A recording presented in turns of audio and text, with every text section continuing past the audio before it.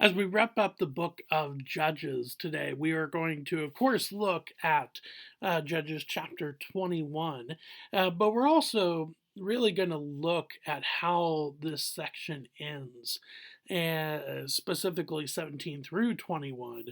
And we're going to do so by looking at two things. First, there is no king in Israel at this time, and not just a human king, but the fact really is that Israel seemed to refuse or reject the Lord as their king. And so that's the first thing. And then, second, is that it sure seems like everybody's doing what is right in their own eyes. And, well, that seems to definitely be the case from what we've looked at in 17 through 20, and that continues in chapter 21. Turn to Judges chapter 21, of course. We will look at the whole entire chapter, but we will start at verse 1. Now the men of Israel had sworn at Mizpah, no one of us shall give his daughter in marriage to Benjamin. So, right off the bat, we are starting with an oath. And this oath is that the Israelites that went to war against Benjamin have decided to basically cut them off. And they do not want to give their own daughters to the Benjaminites, probably for two reasons. One, they just had a war with them in chapter 20. And then second is that the reputation that Benjamin has, the fact that they sided with and backed the people of Gibeah, and specifically the worthless men in Gibeah that committed the crime that they did in Judges chapter 19. It makes sense why they do this, but it's clear that they just do this without asking the Lord if they should even think about not giving their own daughters in marriage to the Benjaminites. And remember, the Benjaminites at this point have 600 survivors, 600 men that are surviving in the rocks of Ramon from chapter 20. So it's not like they have been completely wiped off the face of the earth, but they have been obviously very much decimated, and they are in a very bad state.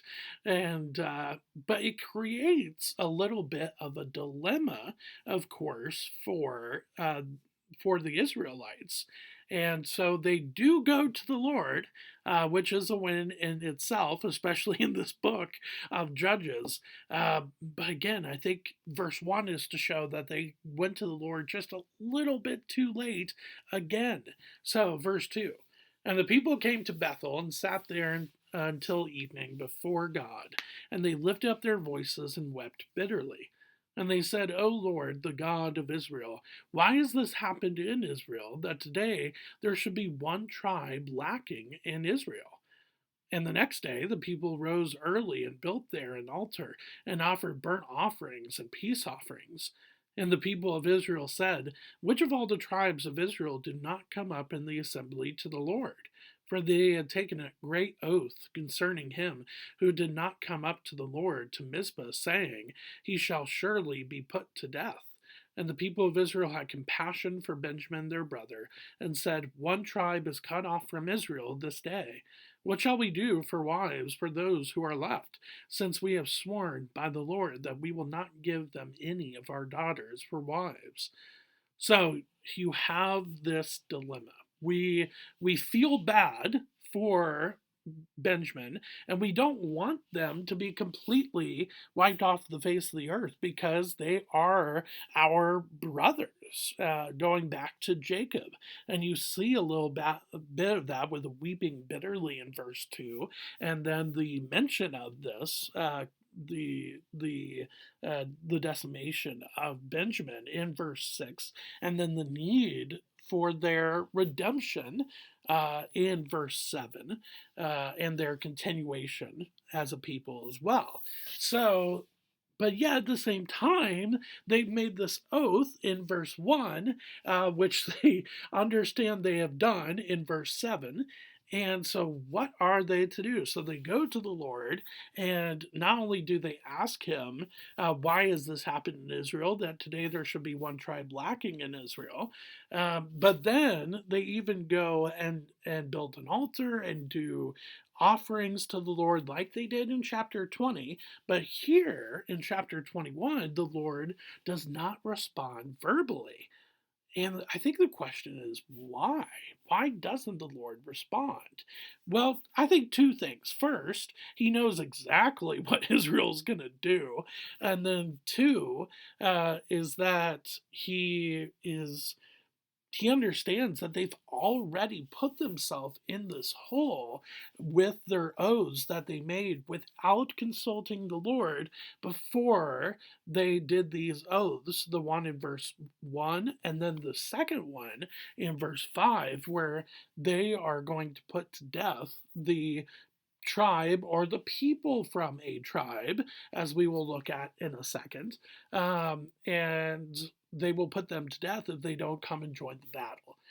And so you have both of these oaths that are made without consulting the Lord, and the Lord is just letting them do what is right in their own eyes, which wraps up, of course, not just the last verse in this chapter, but the book as a whole.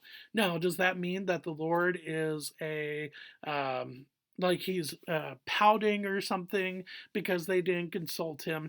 No, not at all. I think instead he is disciplining them. He's like, look, if you want to go by your own devices, then so be it. I mean, look at what that has gotten you throughout this whole entire book. It's gotten you this vicious cycle of just of pain and suffering and idolatry, and there's so much there that you would think, again, you would think that in chapter 20, when they do start to consult the Lord, that, oh my goodness, maybe this is a good idea. Maybe this is a good idea to talk to the Lord about our situation and what is going on. But sadly, again, it seems like it does not, uh, they do not realize this. And sadly, they therefore then do what they think is right. In verse 8, and they said, what one is there of the tribes of Israel that did not come up to the Lord to Mizpah? Behold, no one had come to the camp from Jabesh-gilead to the assembly. Now, before we get to the response from the tribes of Israel, let's talk about Jabesh-gilead a little bit. Because when you're thinking about the tribes of Israel, you're thinking about Judah and Simeon and Reuben and Gad and Asherah or Dan. You're thinking about all of them, and you're thinking to yourselves, Issachar being another one. But anyways, you think about all these other tribes of Israel or sons of Jacob, and you're thinking to yourself, oh my goodness, like Jabesh-gilead is not a tribe. And so, by the way, it's not Asher, it's Asher. Sorry about that. It's Asher was one of the tribes.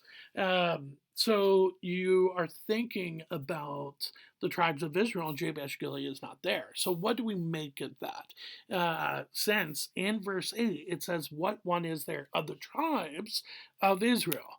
So Jabesh-gilead is a city and region combination within a half tribe of Manasseh. So Jabesh-gilead is probably a very common way of combining a city and a region back in this culture. Jabesh being the city, Gilead being the region.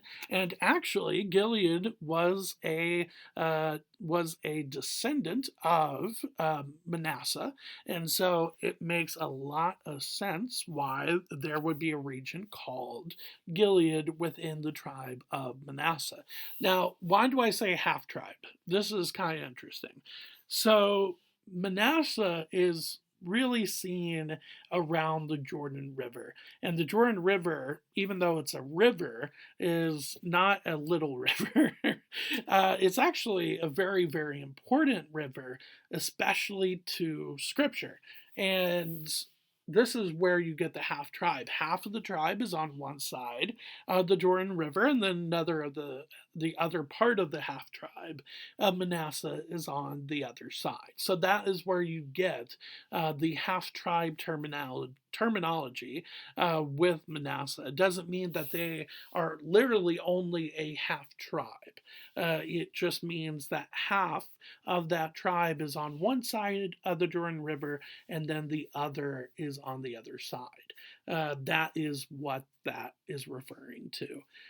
So you have the city region combo in the half tribe, in one part of the half tribe, one side of the tribe of Manasseh, or one half, and they did not come to the assembly. They did not partake in the battle.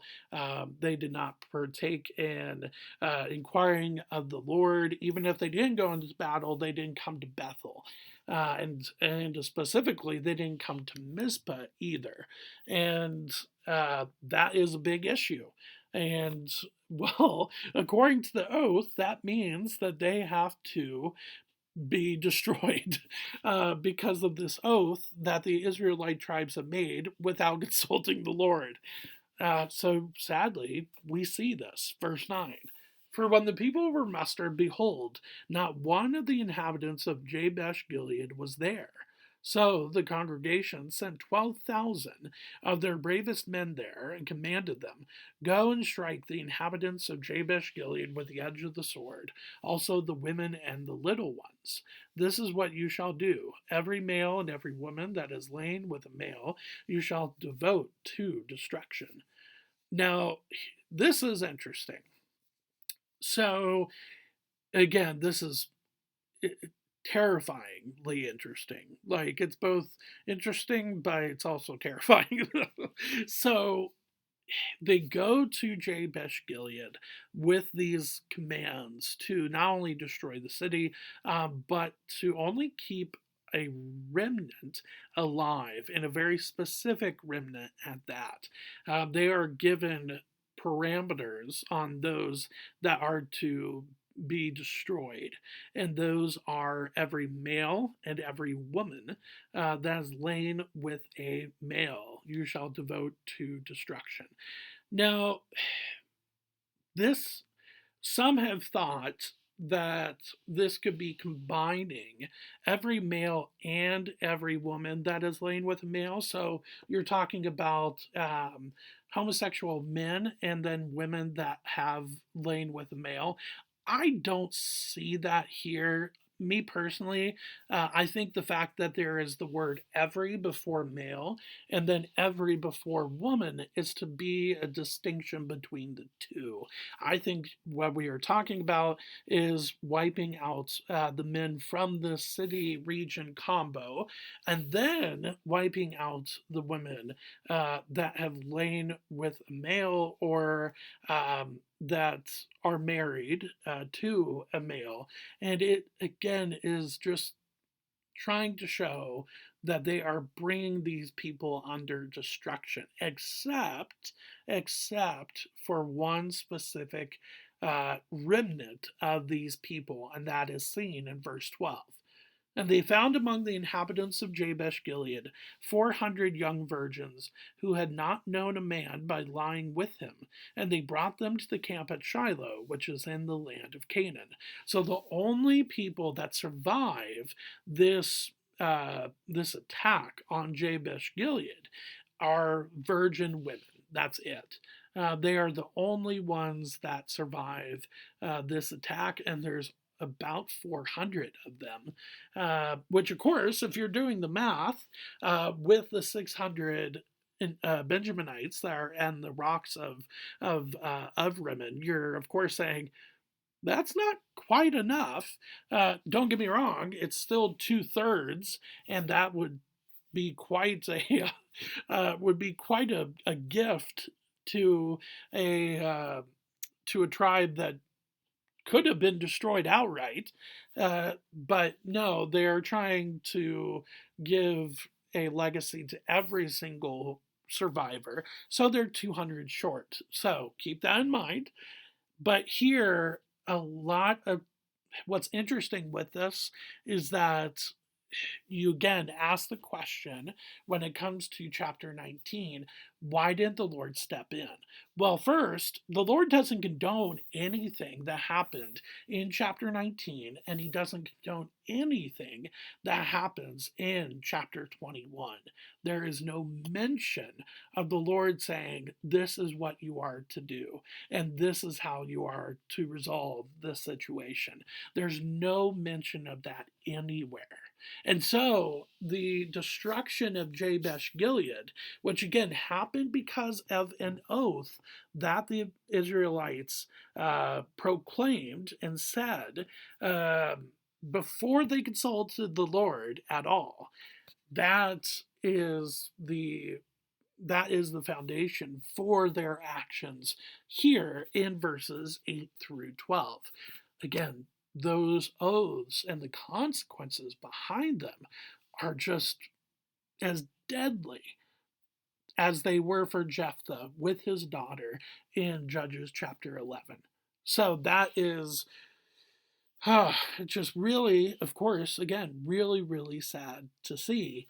But that is what is going on. So they bring these 400 to Shiloh, and they try to redeem the tribe of Benjamin. Verse 13. Then the whole congregation sent word to the people of Benjamin who were at the rock of Rimmon and proclaimed peace to them.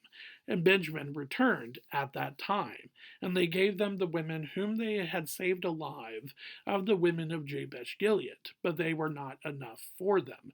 And the people had compassion on Benjamin because the Lord had made a breach in the tribes of Israel. Couple things here.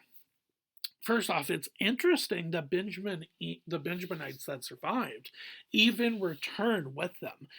Again, imagine if you are one of the 600 and you are hiding out in these rocks of Rimmon for 4 months, as what we saw at the end of chapter 20, and you are thinking to yourself, everybody's dead, and we are completely cut off from Israel.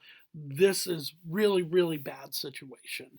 Um, they were probably most likely not even thinking about marriage at that time, but they were definitely thinking about survival. And so when they are approached by the Israelites and they are told, come on out, we have a solution for you, and we want you to not only live, but actually be redeemed by being married to women from Jabesh-gilead. You would think if you're one of the 600, this seems too good to be true, guys. Like, I don't know if we should do this.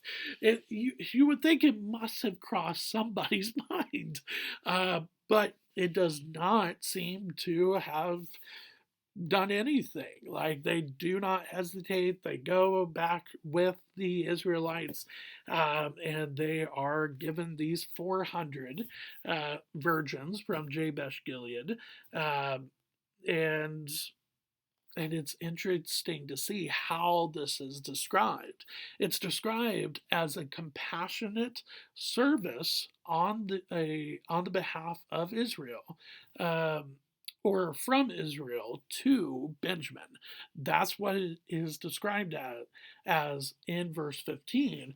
And then what's really interesting, because the Lord had made a breach in the tribes of Israel. Now, that is in effect true. In chapter 20, the Lord responds and says, look, go up. I have given them into your hand after the third, before the third day of the attack. He finally says, like, look, go up. I will give them into your hand.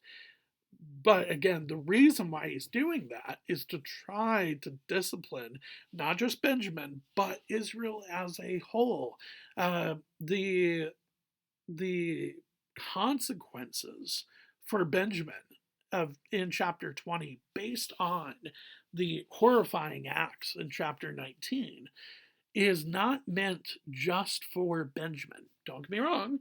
It's totally on Benjamin, and it's totally on Gibeah, and it's totally on the worthless men that live in Gibeah. But it is also supposed to be a teaching moment and a disciplinary moment for the people of Israel as a whole.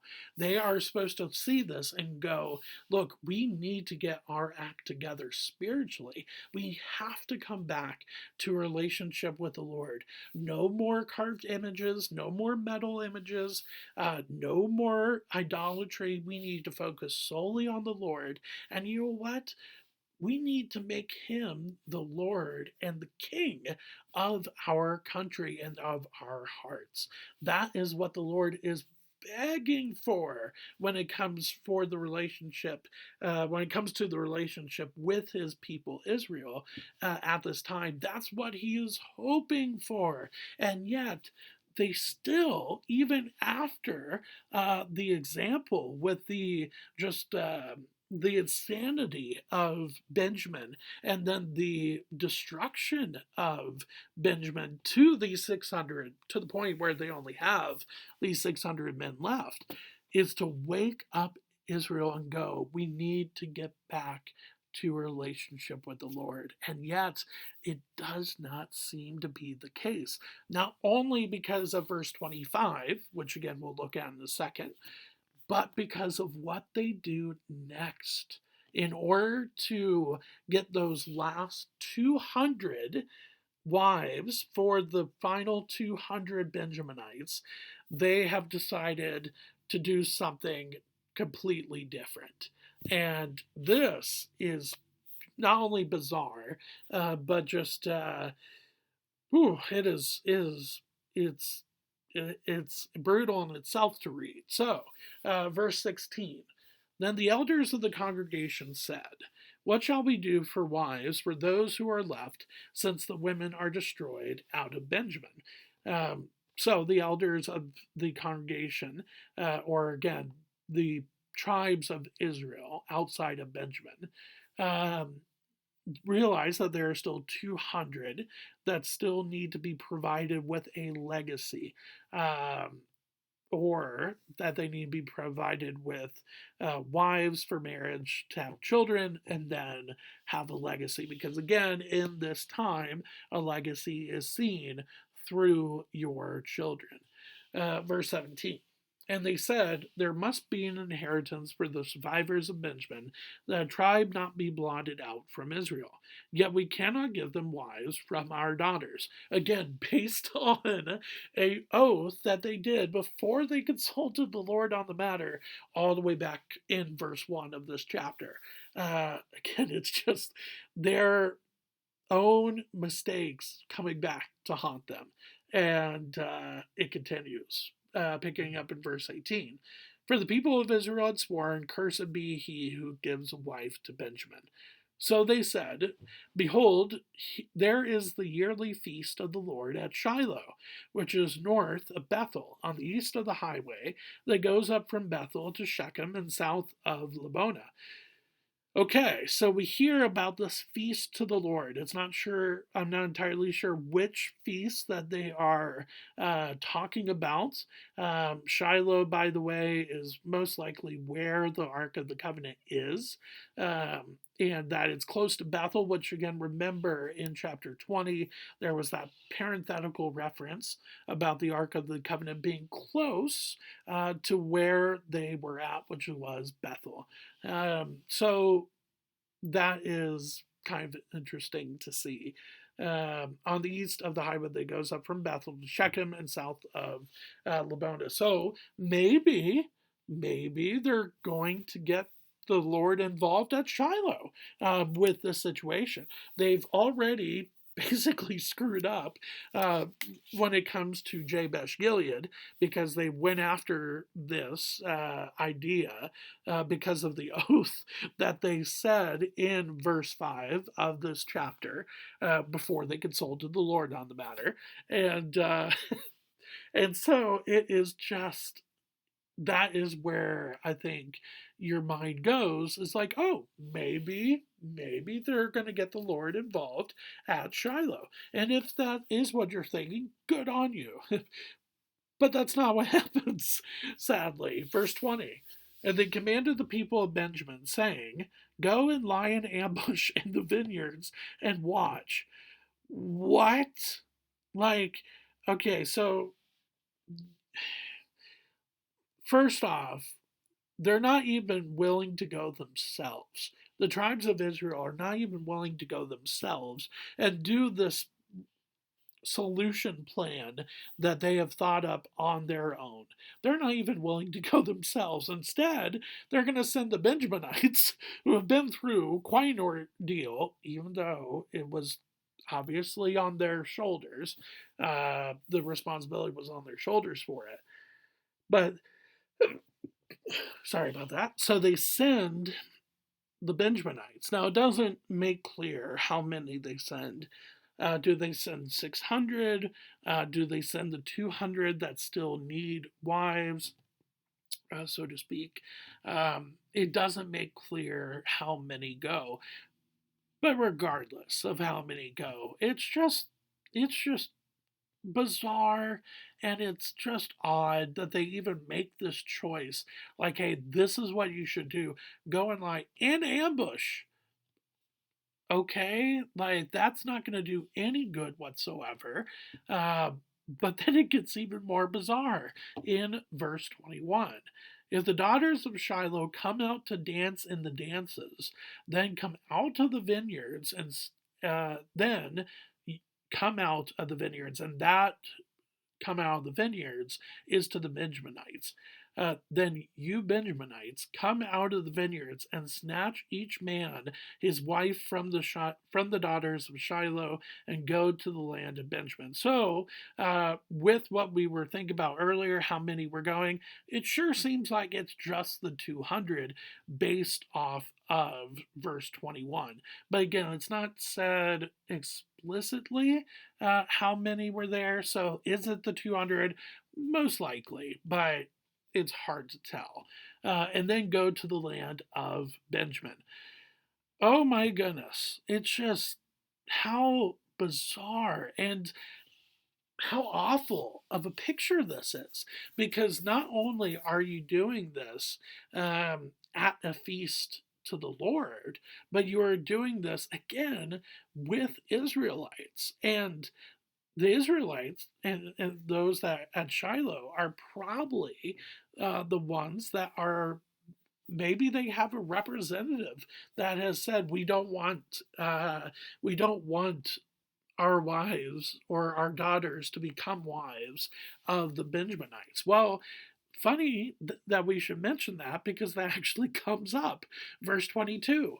And when their fathers or their brothers come to complain to us, we will say to them, grant them graciously to us, because we did not take for each man of them his wife in battle, neither did you give them to them, else you would now be guilty.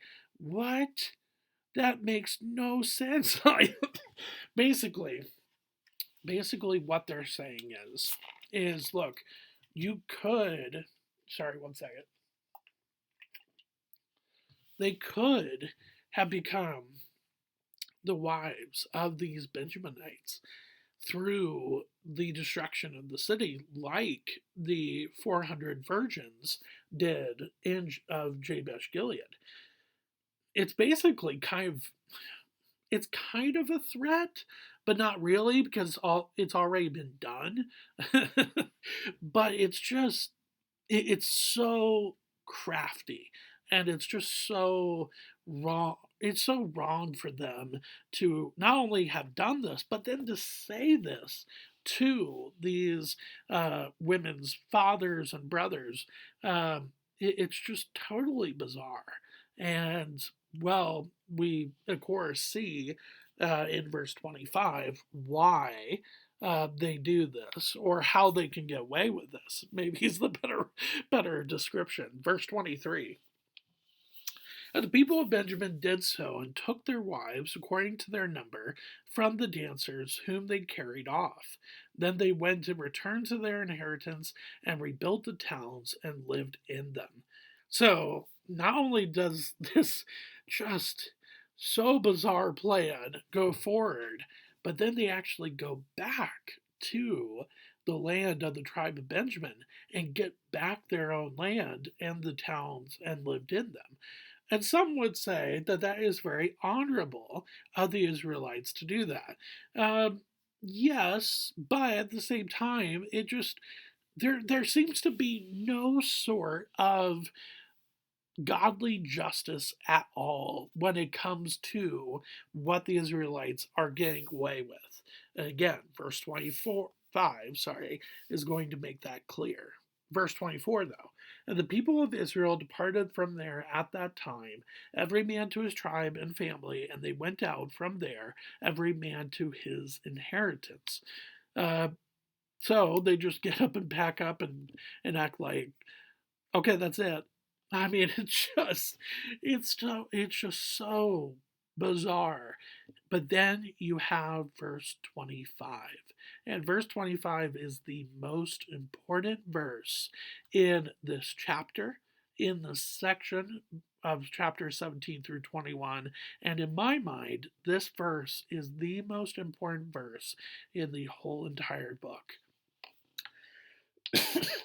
And I think the reason why you are seeing this now happen at the very end is because of the cycle aspect that we see with this book.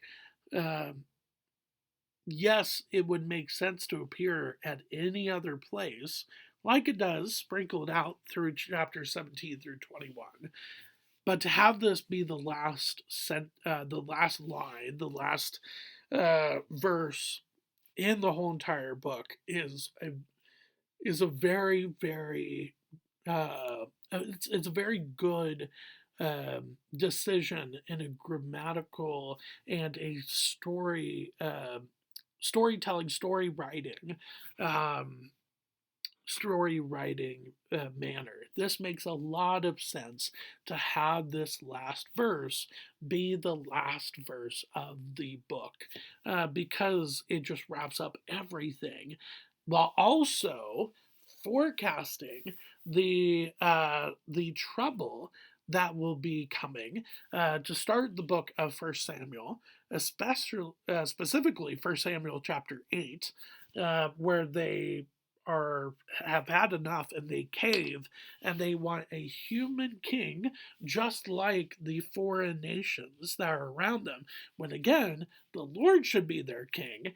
uh, that is what it's forecasting towards. So verse 25, in those days there was no king in Israel, everyone did what was right in his own eyes. Now, why is this such an important verse?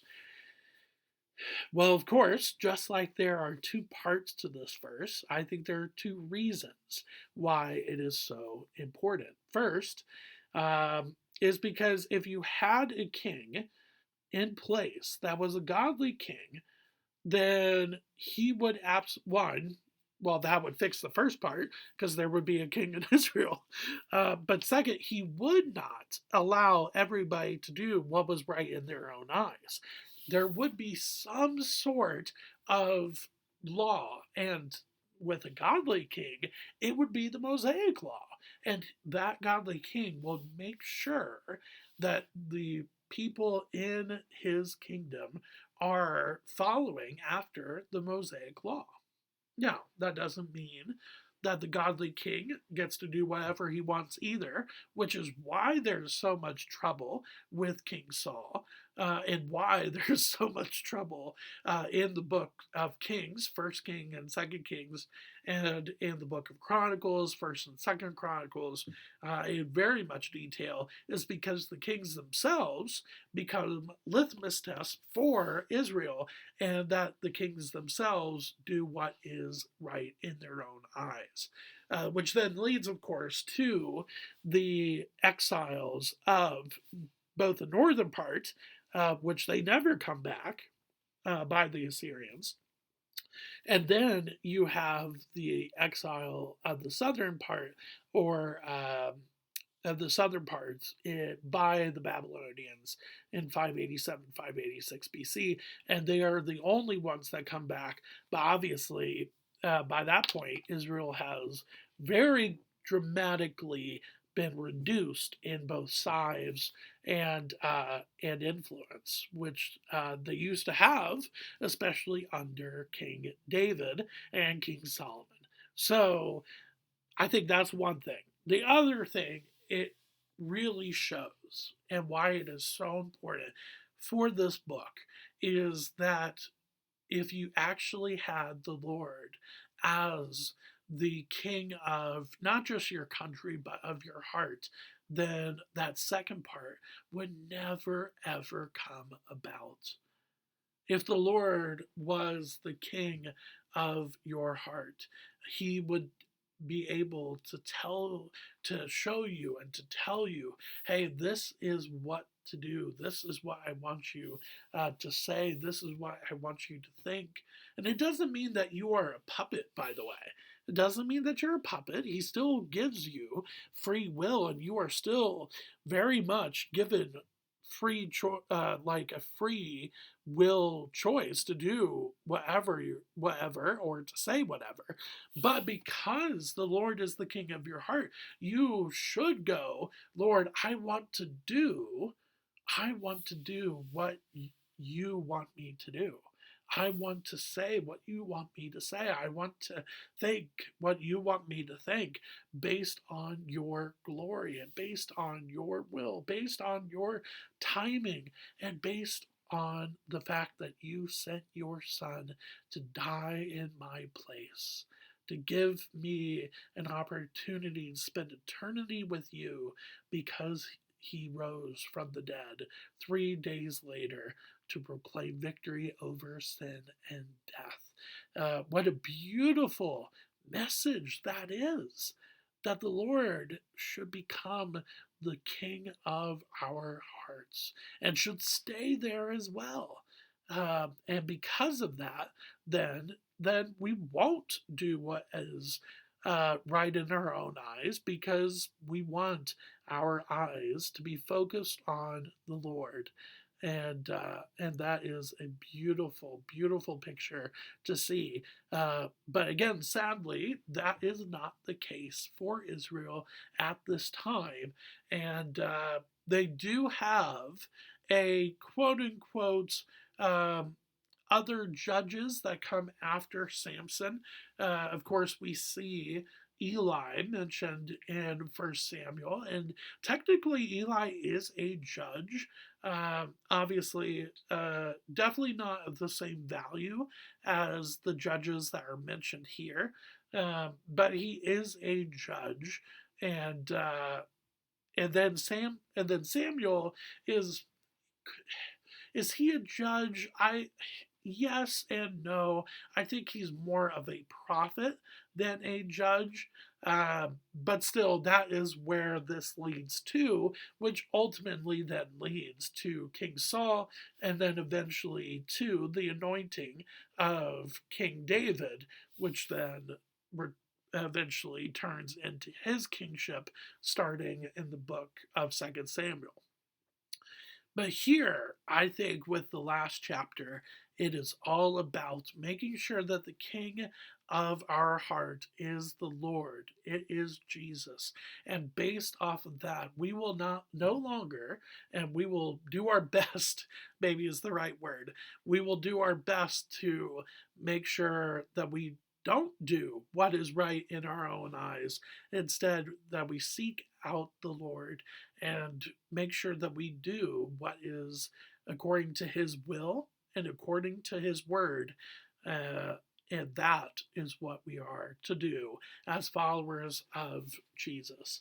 So, with that being said, thank you for spending a little bit of time with me today and for really the last 5 days as we have gone through Judges 17 through 21 and specifically Judges 21 today.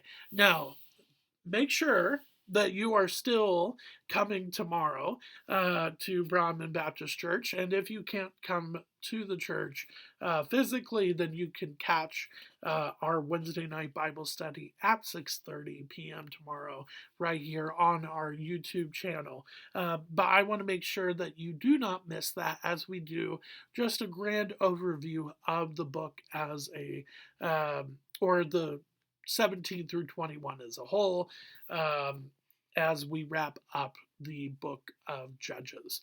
But thank you for spending a little bit of time with me today, and I will see you tomorrow on Wednesday night Bible study as we go live at 6:30 as we wrap up the book of Judges. Thanks.